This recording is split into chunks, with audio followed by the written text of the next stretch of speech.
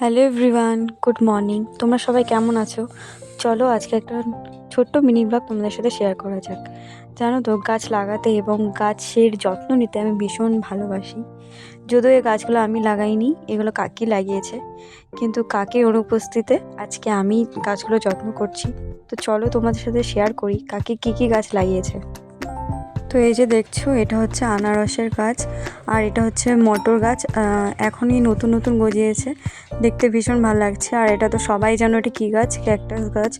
আর এখানে দেখো লঙ্কা গাছ আছে, আর এখানে লেবুও আছে। আর এখানে দেখো পার্পল কালার বা পিঙ্ক কালার কোনো একটা হবে ডালে গাছ। আর এখানে লেবু গাছ ছিল, আর এখানে দেখো লঙ্কা ধরেছে অনেকগুলো।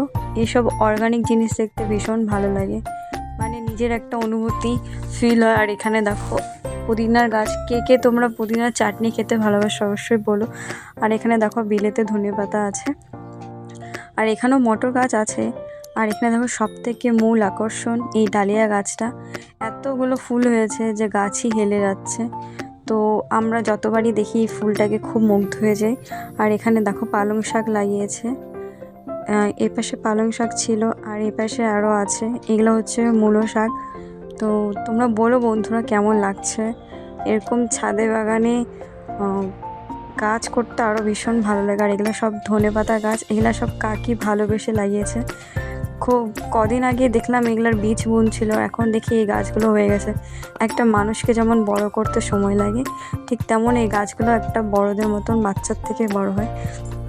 তো এই পাশে অনেকগুলো গাছ আছে ছোট ছোট, যেটা যেমন টমেটো আছে, ক্যাপসিকাম আছে, আরও অনেক রকম নানা রকম গাছ আছে। এখানে পেঁয়াজ গাছ আছে। তো এখানে দেখো আর এই যে একটা বেগুন গাছ। তো এখানে দেখো একটা ছোট্ট একটা বেগুন হয়েছে। তো আজকের এই মিনি ব্লগটা তোমাদের কেমন লাগলো অবশ্যই তোমরা জানিও। দেখা হচ্ছে নেক্সট মিনি ব্লগে। টাটা।